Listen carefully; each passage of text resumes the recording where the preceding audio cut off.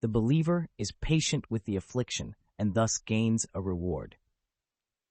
Allah informs us that He tests and tries His servants, just as He said in another ayah, وَلَنَبْلُوَنَكُمْ حَتَّى نَعْلَمَ الْمُجْهِدِينَ مِنْكُمْ وَالصَّابِرِينَ وَنَبْلُوَ أَخْبَارَكُمْ and as-sabirin, and we shall test your facts. Hence, He tests them with the bounty sometimes, and sometimes with the afflictions of fear and hunger. Allah said in another ayah, فَأَذَاقَهَا اللَّهُ لِبَاسَ الْجُوعِ وَالْخَوْفِ and fear. The frightened and the hungry persons show the effects of the affliction outwardly, and this is why Allah has used here the word libas, of fear and hunger. In the ayat above, Allah used the words بِشَيْءٍ مِنَ الْخَوْفِ وَالْجُوعِ, meaning a little of each. Then, وَنَقْصٍ مِنَ الْأُمَّمْوَالِ, meaning some of the wealth will be destroyed.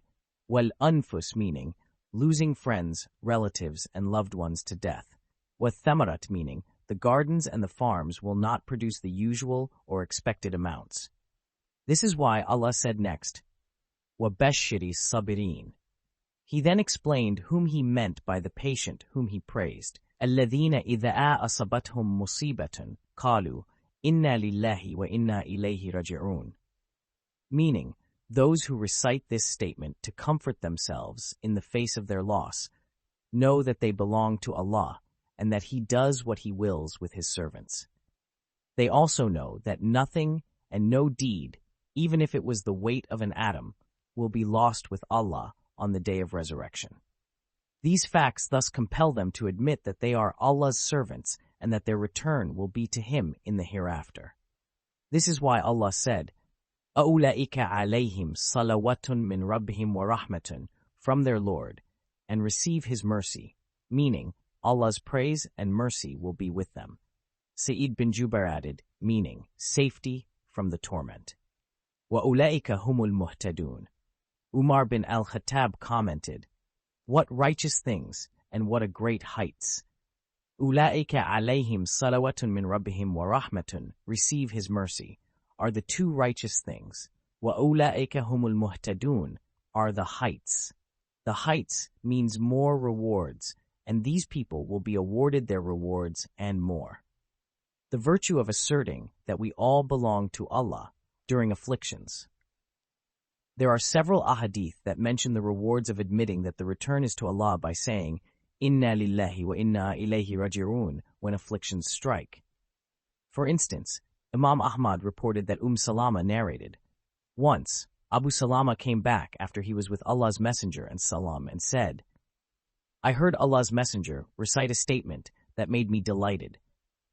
He said, لا يصيب أحدا من المسلمين مصيبة فيسترجع عند مصيبتي ثم يقول اللهم أجرني في مصيبتي وأخلف لي خيرا منها إلا فعل ذلك به. Salama said, so I memorized these words.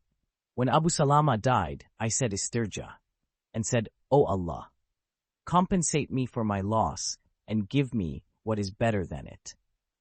I then thought about it and said, who is better than Abu Salama? When my iddah finished, Allah's Messenger ﷺ asked for permission to see me while I was dyeing a skin that I had.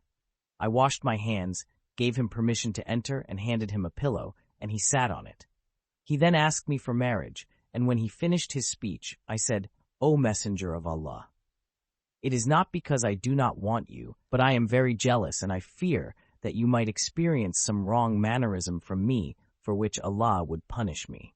I am old and have children.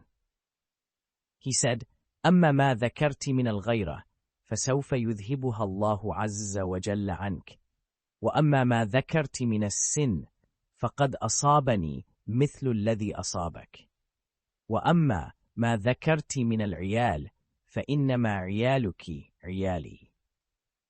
She said, I have surrendered to Allah's Messenger sallallahu alaihi wasallam.